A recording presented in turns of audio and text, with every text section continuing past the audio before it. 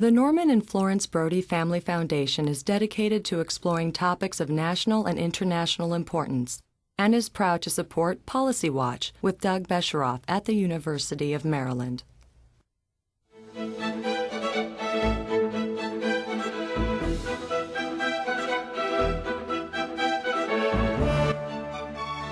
From the University of Maryland, this is Policy Watch with Doug Besheroff. While history's verdict on the presidency of George W. Bush is still out, it is fair to say that his achievements were at best mixed. After emerging victorious from a bitter election recount in 2000, President Bush rallied the nation in the wake of the September 11th attacks. Yet he experienced frustration on a variety of domestic policy issues, including immigration, education reform, and the No Child Left Behind legislation, and relief efforts after Hurricane Katrina in 2005. His approval rating soared after 9/11 to the highest ever recorded for any president, and later declined to levels not seen since President Nixon in the dark days of the Watergate scandal. Here to discuss George W. Bush's approach to presidential leadership and the legacy of our nation's 43rd president is David Frum, a former speechwriter in the Bush White House and author of Comeback, Conservatism That Can Win Again. And now, the host of Policy Watch, Doug Besheroff. David Frum, welcome to Policy Watch and the University of Maryland. Thank you. It's great to have you here. We'll talk about many things, especially the George W. Bush presidency and what it meant for the country. But I have to start. You were a speechwriter for George Bush, 2001, 2002, pretty hectic and important years. But before we talk specifically about George Bush, I know what our audience first of all would like to know. What's a speechwriter do? Well, a speechwriter is halfway between a Hollywood scriptwriter and a lawyer. Here's the way I think about it, is you have this character, and he's in this... We call him the President of the United States. Yeah, but look, people write speeches for mayors, they write speeches for aldermen. You have this character, and the character has to have lines, and the show has to be produced. Now, you can't give that character any old lines to say. If the character is a certain type of person, and that personality's been established, and the wrong kind of words come out of his mouth, it's going to sound odd. You have to be consistent with the character, so you have to get into his head. And that's why so many of the best, although speechwriters are not very important people in government, so many of the best books about presidents have been written by speechwriters. The best book written about Roosevelt was written by Robert Sherwood, his speechwriter. Peggy Noonan, of course, Nixon, Wonderful. about William Safire about Nixon. And the reason is because of the intuitive connection that these people have to make with their principles. You're also like a lawyer, and that you're making a case for a point of view, that it's not always your own point of view. I'm often asked, well, what's it like if the president wants to say something that you don't agree with? I said, well, what's it like if you don't actually think that your client was in the right-hand lane when he executed that turn? That you presume the other guy also has an excellent lawyer, and you are there to make the best case you can for your client, within the truth, but to make the best case you can, and you're working for him. The biggest mistake you can make as a speechwriter, and the reason most speechwriters end up as quite unhappy people, is they don't understand this, is it is not a creative occupation. You are not there for self-expression. You are there to facilitate somebody else. And in your book, you write about how President Bush, George W. Bush, had difficulty with certain multisyllabic words. Yes. Well, I almost had trouble. Well, one of the big misconceptions about George Bush is that he's not an intelligent person. That's really wrong. But one of the reasons that impression stuck was because he would rather have you think that he was stupid than ever admit the truth, which is that he had a form of disability. It's the opposite of dyslexia. Now, many of you may have children or know children who have a dyslexic problem. They're not unintelligent, but they have a processing problem.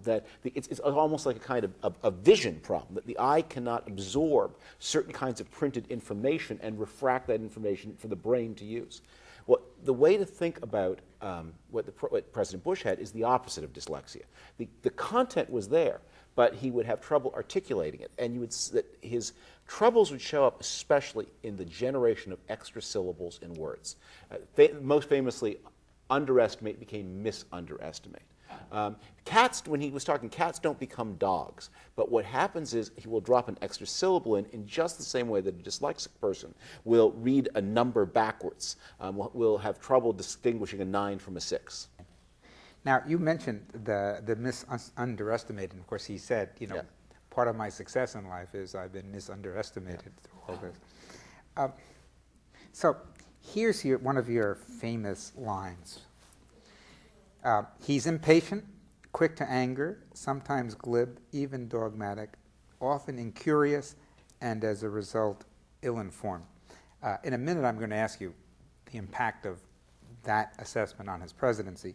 But first, let's go through that. He's impatient, quick to anger. We never saw that, I think, in his public persona. No. One of the things that Bush decided he would do was he would become Reagan. And Reagan was a truly sunny personality, and a person who was never angry. I shouldn't say never, but had tremendous control over his temper, and basically had a very positive view of other people. Bush was not like that at all. He had a very dark view of the world, and he had a lot of mistrust of other people. Remember, he had served as his father's chief staffer in the Bush 41 administration. George Bush is the only president ever to have served in an important job on a White House staff. So he had seen the way the White House works from the ground's eye view, and he was the one who delivered the news to John Sununu that when he was chief of staff, that he was fired. So this was a person, he had a lot of mistrust, but he decided he would create this other persona for himself because it had worked so well for Reagan. And I think one of the things I say in the book is the two misperceptions about Bush are, one is that he's dumb and the other is that he's nice. And and dogmatic. When he would take a view, he was never one of these people. One of the reasons that people question his intelligence, and I think of intelligence as meaning processing power, the ability of the brain to do work. But people often think of it as meaning a certain kind of style. And that's why we know that John Kerry scored lower on the IQ test that the Navy gives its officers than George Bush scored on the IQ test that the Air Force gives its officers. But the difference is that John Kerry was interested in ideas as things to play with. He liked talking. He liked working things through. He liked complexity as an end in itself. And George Bush was not interested in those things. That he liked a clear answer. He wanted yes and he wanted no. He thought that he believed in facts. He loved facts. And then when he took a point of view, he would hold to it absolutely without a deviation, without a compromise, without a qualification, without a nuance. And we'll get to that in a minute because that sounds like 2004, 2005 Iraq. When I wrote the book about what's happened to conservatism since Bush, and obviously conservatives have not done very well politically, and the Republican Party's in a lot of trouble, and the country at home and domestically is a lot of trouble. So but the first step in writing this book, and I wrote a book in between, was to go back and go through this one and say, are there things here that that are wrong, that I need to be revised? Is there anything here I need to be embarrassed about? Well, there are some things I would now, with the benefit of hindsight, put differently, and some judgments in the book that are clearly wrong. I think when you talk about Iraq, I mean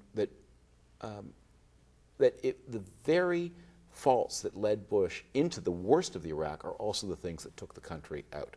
Because in 2005, just about every policymaker in Washington was saying it's time to cut losses on this thing and get out. That was clearly the worst moment. And that it was the same stubbornness that led the president into the morass was the stubbornness that has led the country out into an outcome that I think today just about everybody would agree is a lot less bad, in fact, approximating good as compared to the outcome of 2005. Well, I'm glad you mentioned your book, Come Back, because I've been holding it and wanted to show it to the audience. It's a wonderful book. It's called Come Back, Conservatism That Can Win Again. We'll get to that in a minute, but we're talking about George Bush, and here's a passage from this book. On the day they re-elected George Bush in 2004, equal numbers of Americans identified themselves as Republicans, as Democrats. By 2007, that's 3 years later, Democrats outnumbered Republicans 3-1. And this, I think, is another important point you make. The generation of Americans that turned 20, that is, will be voting for a long time, between 2000 and 2005, identified with Democrats by the largest majority recorded for any age cohort since modern polling began after World War II. Clearly something happened Yes. during the Bush presidency. Let's start in 2000. Many people would have said, the forces of history would have suggested he shouldn't have come even as close as he did in the popular vote. It's tricky to say whether he won or not. It's the electoral college and so forth. But he came within 500,000 votes of beating a sitting vice president at a time of tremendous economic growth. We hadn't had any of the war problems or whatever, and yet he came close to winning. How did he do that? First, the economy of the year 2000 was not as good as the economy of the year 1999. And because of very deft monetary management in the later part of 2000, the recession never showed up as fully at the later half of 2000 as it might have done. But there's a very perceptible slowdown in the economy in the first half of the year 2000. That's why the stock market peaks in January of 2000, and the dot-com crash really pulls the market down over the ensuing year. There are a lot of very smart economists who thought in 2000 that we were heading into a recession almost as severe as the one we're having now, and for many of the same reasons. Because of the overbuilding, the overinvestment in the technology of the dot-com boom. So reason one is the economic slowdown that occurs in the first half of 2000. Reason number two is the afterhang of the Clinton impeachment. People that, although the country did not want the president removed, that Clinton did leave behind a kind of bad feeling in the part of a lot of people. And what Americans were looking for was somebody who would maintain the policies of the Clinton years, but clean government up, make it be. And it wasn't just the sex scandal; it was the whole range of petty scandals and small.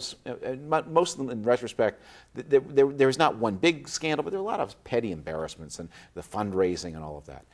George Bush understood in a way that no other Republican did where the country was in the late 90s. And he became the Republican leader because he was not Newt Gingrich. The country had rejected the more radical republicanism of Newt Gingrich in the elections of 1996 and 1998. So George Bush said, if I could take what the country likes in Clintonism and add to it some of the more popular elements of conservatism and present myself as somebody who will be a non-embarrassing You president. call him, I think, in the book, the un-Clinton. The un-Clinton. Then that is the sweet spot of America. He correctly diagnosed. He correctly diagnosed the problem that the Republican Party had in the 1990s. And in today's debate, where many Republicans are saying what we need to do is be more pure, more ideological, George Bush understood a decade ago that that was not the correct answer. His problem was he had a political solution, not a policy solution. And so he was able to win election, but he had not put together a new governing synthesis. So he led the country to expect something. He couldn't deliver it. And the result was a lot of economic disappointment first, and then a lot of foreign policy disappointment second. And that's what those young people are responding to. So you come into the government basically right after the inauguration. Yes, like a week after. And between then and September 11th, you write that this is a administration, in my words now, that seems to have no moorings. Yes. Run out of steam already? Yes. Tell us a little bit more. Well, I remember thinking at the end of August that this whole thing was going to be a big failure. And it was because George Bush had come in with a couple of things he wanted to do. No Child Left Behind, the education policy reform, and his tax cut. We had a big surplus, and he believed, as I believed, that it was dangerous to leave that money in the hands of the government. You had to get it out of Washington as fast as possible, or government would grow to match the revenue stream. So he had accomplished those things. In the course of doing, he had taken the wheels off the engine of government. He had lost his working majority in the Senate, or there had not been a working majority. It was 50-50 with Cheney as the tiebreaker. He'd lost a key senator, Jim Jeffords of Vermont. There was now a Democratic majority in the Senate. And just you could see in the debates inside the administration, nobody had any ideas, important ideas left of what to do. There are things people wanted to do, like Social Security privatization, that we clearly did not have the strength or clout to do. There are a lot of sort of small, petty ideas roaming around, most of which seemed like, not like anybody needed to do this, but we needed an idea, this was an idea, so let's try this. And I thought very hard about leaving because the whole thing looked like it wasn't going anywhere good. And that was where you bumped into, I mean, when George Bush created compassionate conservatism, it wasn't a coherent philosophy in the way that, say, David Cameron in Britain, another reform conservative, has tried to build a coherent philosophy. It was more a marketing slogan. You take the word that focus groups best among women, compassionate, the word that focus groups best among men, conservative, and you put them together. It's like low-fat potato chip. Everybody loves one or the other of those two things, and you put them together and they love them both. But it didn't have content, and that was catching up with us because public policy matters. And then comes September 11th. Yes. You were in the White House. Yes. I was in the White House that day. There are a lot of stories to tell. Probably it's such a horrific thing. We can only take refuge in what is funny about it.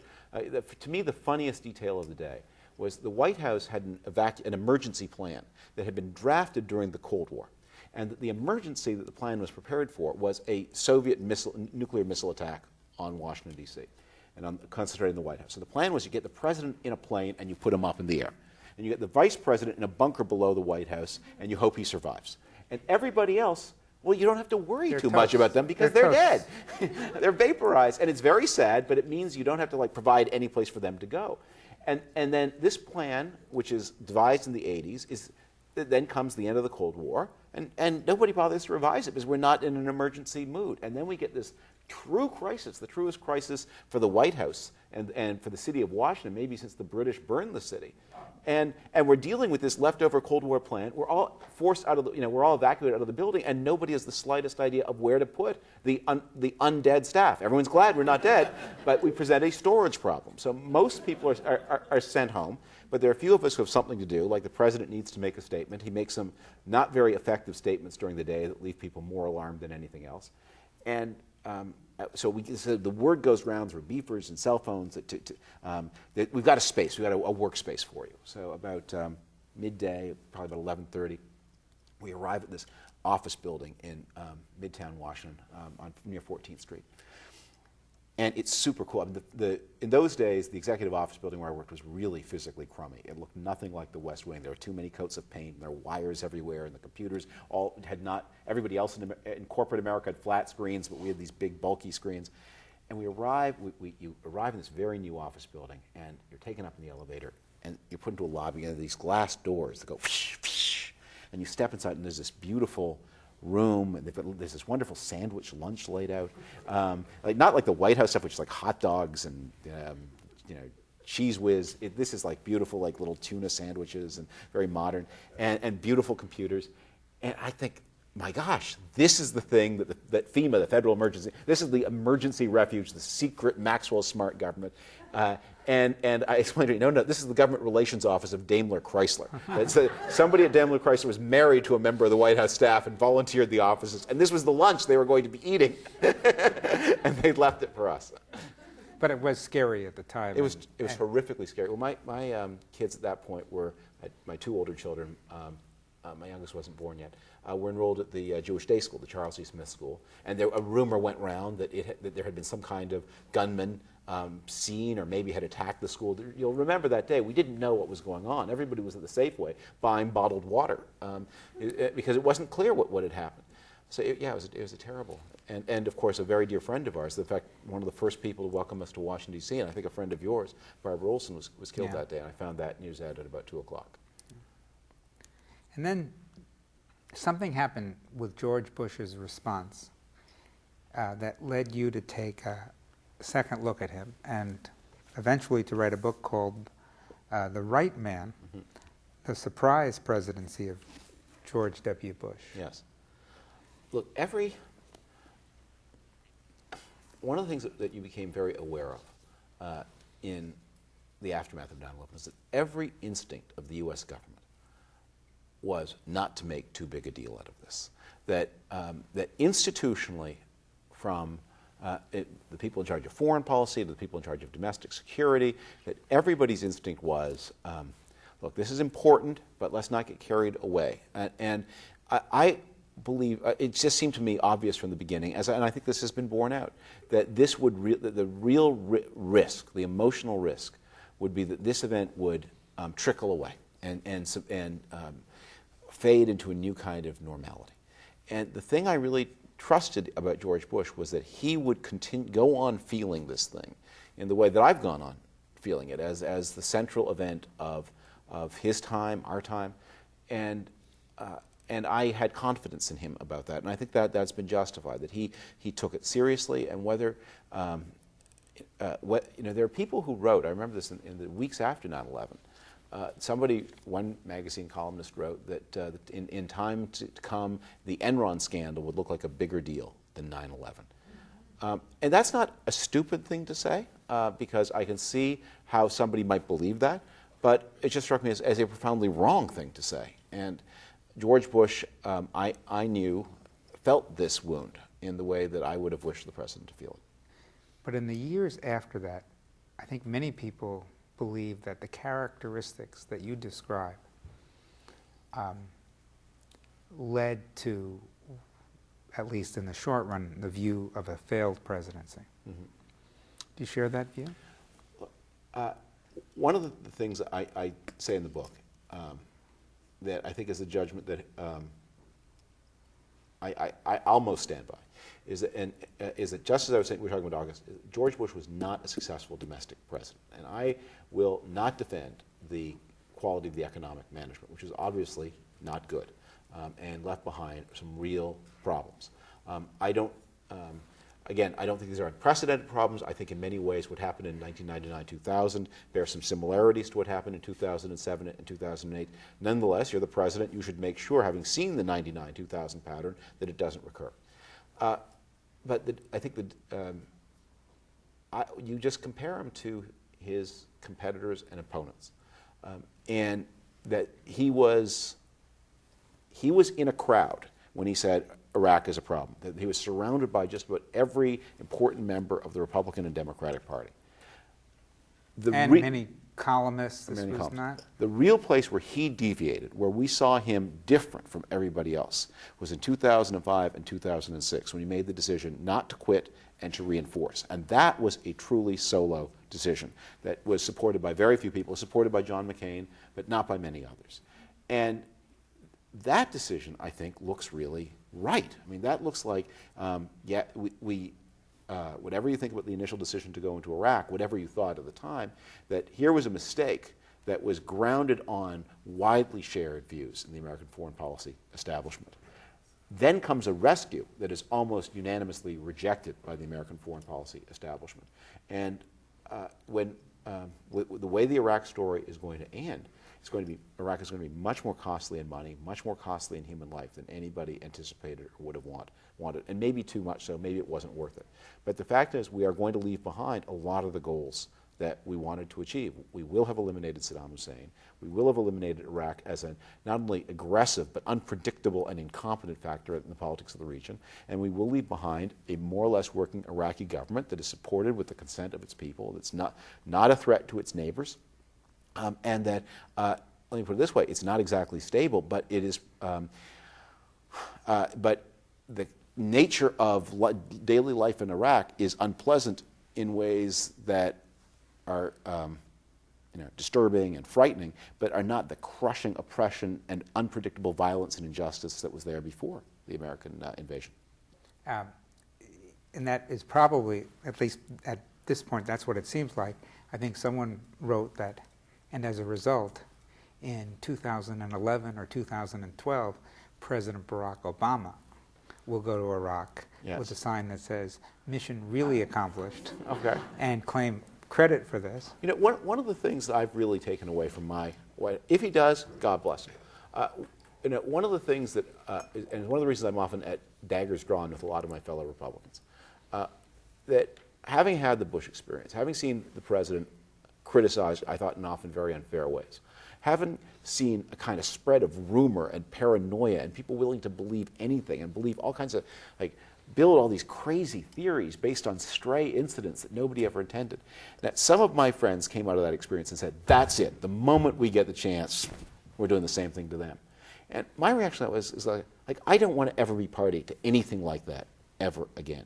And I'm going to take the view of President Barack Obama that I wish people had taken of George Bush. I'm not going to agree with everything he does. And I'm especially on domestic issues, I'm happy to be as vocal as I can about it. But on international issues, I'm going to give him the benefit of the doubt. I hope he succeeds. I think that the foreign policy differences between Republicans and Democrats these days are not that big and not that important. They're largely prudential rather than issues of fundamental principle. And if he can make Iraq even better than it was when George Bush left it behind, let him have the credit for it. God bless him. Well, that seems like a perfect point to end. This is our first part of a discussion.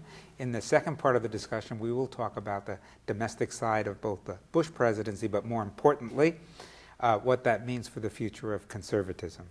To our viewing audience, let me say thank you very much for tuning in. We hope you'll be with us again. If you have any questions or comments, it's Policy Watch at UMD, that's UMD for University of Maryland, .edu. And David Frum, thank you very much for being with us. Thank you.